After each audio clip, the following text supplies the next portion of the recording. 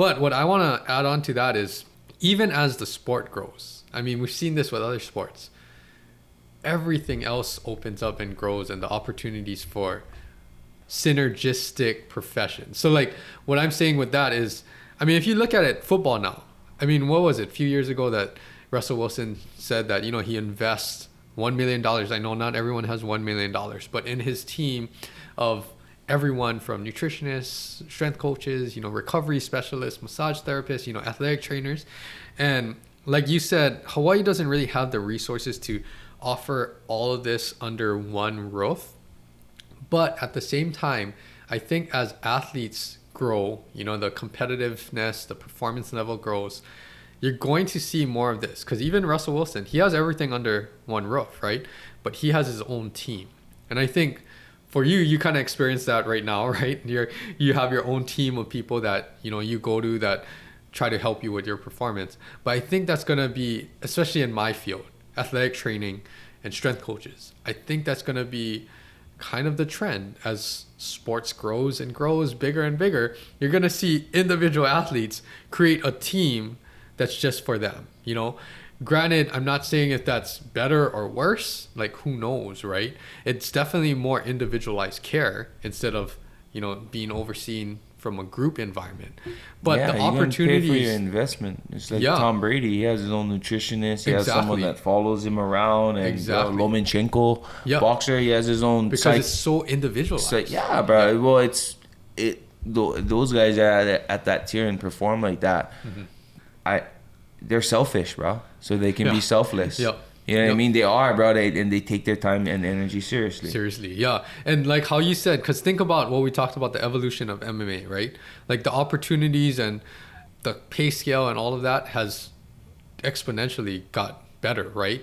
So who knows in the future? Right now, it's like the top tier of athletes can create this team around them. Yeah. But who's to say in 10, 20 years, maybe that's the norm. Maybe the average fighter with their pay scale, right, is able to create this team. So now you have what used to only be for the top like 5% of athletes, right? Now it's like, oh, maybe 50% of athletes. Maybe that becomes a new norm. And I don't know if that's ever going to happen, right? But, you know, just speculating, as the sport grows, everything around the sport grows, right? And I know there's one thing that you want to talk about. It's the fans, because that's what drives the sport, right? That's what brings the views, you know? Yeah. So what thoughts do you have about that? Like, you can say anything, where it's gonna go, what the fan base is now, what your experiences are.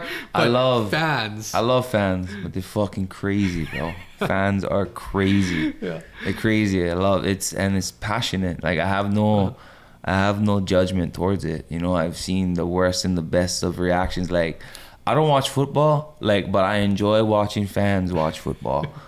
Like, you know, I enjoy being an athlete. I enjoy a good performance. Like, I'll appreciate a good performance. I'm like, oh, bro, that thing looked dope. Yeah. But what is more entertaining to me is the people and how invested they put themselves into that, you know, like, bro, I see stickers on their cars, and I'm like, you know, and for me, it's like being a professional athlete, it's all about branding, right?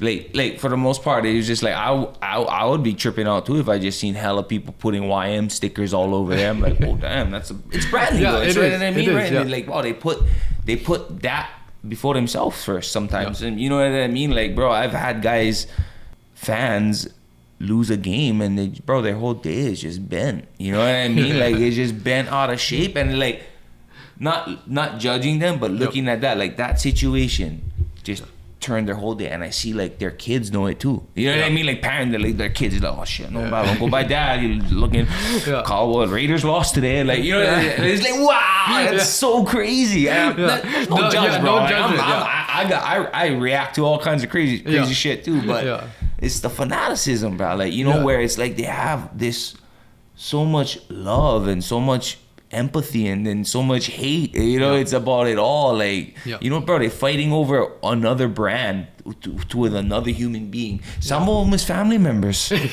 and some of them is strangers, but some of them can be their own family members, bro, right? And that's how much love they have, and they have so much attention, energy, and time they put into that. And that's what I look at. That's what I look at being a professional. I don't judge them for that stuff, because whether you love me or hate me, I'm just like, wow. Yeah. Like, you're putting your effort into something. You're putting your effort into that, bro. Yeah. And it's like, and that's where I go, okay, that's why Tom Brady and LeBron James is where they're at, because they're putting that effort, that energy into themselves in a productive way. Yes. And everybody can do that. Way, yes. And I'm not saying being a fan is unproductive. I'm just saying, like, that energy, that passion, they give that to themselves. They don't give it to someone else. Yeah. That's why you don't see Tom Brady giving another brand. Because he knows he's his brand. He's his entity. Yep.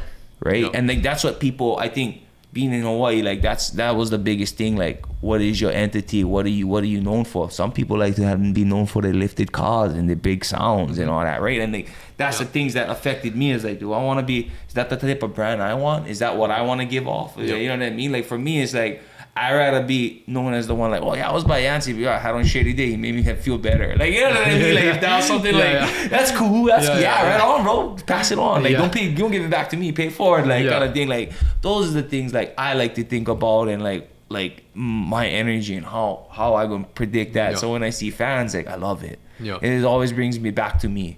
Like, what type of brand do you want to put your time and energy in? That's all I look at it as, right? Like, your fans give me a good perspective on time and energy. Yep. You know what I mean? And it's just like how much, and true passion. Yep. Because they can, like, love is not always happy. It's hate. It's emotional. Yep. You know what I mean? Like, you can like something, and if you like it, you can leave it. Yep. When you love something, it's hard, bro. No matter how much it annoyed you, like, you just go back to it, bro. And you know what I mean? Like, that's love, and that's passion. That's like, it's so crazy to look at it like that. I'm like, wow. Like, you know, like, it's the manipulation it has over me and situations and just people in general. So I was like, I love it, bro. I love it. It's just more data for me to collect and understand myself, and just homework. I have this whole new set thing with homework. What type of homework are you doing? Yeah. Meaning, like, I felt like in these past things, like, things haven't been going my way. I'm just, wow. It's not the fact that I'm not doing enough work. I'm not doing enough homework. Things I do at home, like, you know, like, just whatever it is, just more homework on myself. So those are the things that make me want to be better. Yeah, looking at that. Yeah, like, that's good perspective, I think, because fans, right? And it's not to judge any fans. We're both, you know, just. I'm a fan of a lot of things, bro. I'm a fan of a lot of things, right? And that's your passion. That's your drive. That's what you like to, you know, invest your energies in, right? Supporting your team, your athlete. Bro, guys cannot wait for football Sunday. Cannot wait. The team, bro, and they get, bro, and they like, they'll give up their whole week. They're that's so shit, but you know what? Sunday is coming, bro. Like, it's amazing. And like, thinking about that, because it's the fans that are fueling or growing the business, because it is a business. The bill, they're helping. So the more that, okay, before I would say, without all of this social media, without all of this exposure, right? The actual organization was doing majority of the promotion. That's just in my eyes. Like, you look 20, 30, 40, 50 years ago. Yeah. It was the organization. And now with all of this, you have the organization, but you have individual athletes. Even if you're participating in team sports, individual athletes, right? That's making the fan base grow even bigger for themselves, but also for the sport in general. So then you have more people watching the sport. Even if you love them or hate them, you got more eyes watching. And that's the thing that makes things grow exponentially. Because, like, bro, it's all about the views. No, it's all about the exposure and the attention. Because in 20 years, imagine how much bigger all of this could get. It's crazy. Oh, it's only gonna grow. There's like I can't even imagine it, because it's already going that way. Like, I see it, right? You know, like, I see how it's evolving, and how these fighters, from being good fighters, they roll into just being an anchor and caster, right? It's just an analyst and all that stuff. It's just like the football players and all these, you know, NBA players and all of that. It just rolls over. It just keeps going. It just keeps going. So it's gonna get more entertaining, bro. It's gonna get more entertaining. And it's just change the way you look at things, and the things you look at change, bro. You know what I'm saying? Like, I don't hate on any of it. I just care if it's something that makes me like, if I'm uncomfortable about it, I change the way I see it. You know what I mean? And then and to be productive. That's it. Like, I To only be change it to not hate on it, but to be productive in myself. Yes. To give service to myself Yes. and to others. So, it's the biggest thing. Like, yeah, so. Yeah, and I mean, that's the thing. I think just embracing change, right? Yeah. Embracing change is going to be... Bro, it's inevitable. It's going to come no matter inevitable. what. It's how are you going to deal with it? What's your attitude, your reaction, right, to all of this? Are you going to make it productive, like you said, right? The best choice you can make is be in a good mood, bro. yeah. That's like Voltaire or whatever. I forget. I remember that quote, bro. The best choice you can make is to be in a good mood, bro. Yeah. So, you know what I mean? I wake up like, oh, that's the one. Like, you know, like, whatever happens, like, what mood you in, right? And good doesn't always mean happy. Just a good mood could just be knowing how to neglect the negativity of the atmosphere or the situation, or knowing how to work around that. Like, you know what I mean? You don't need to be smiling to be in a good mood, but you can be positive and still get away from negativity in a good way. So, yeah, it's exciting to see, you know, what we're working towards, what the future holds, because like you said, you just got to keep working, you know, just keep doing the things that are productive, doing what you represent, right? Building your brand.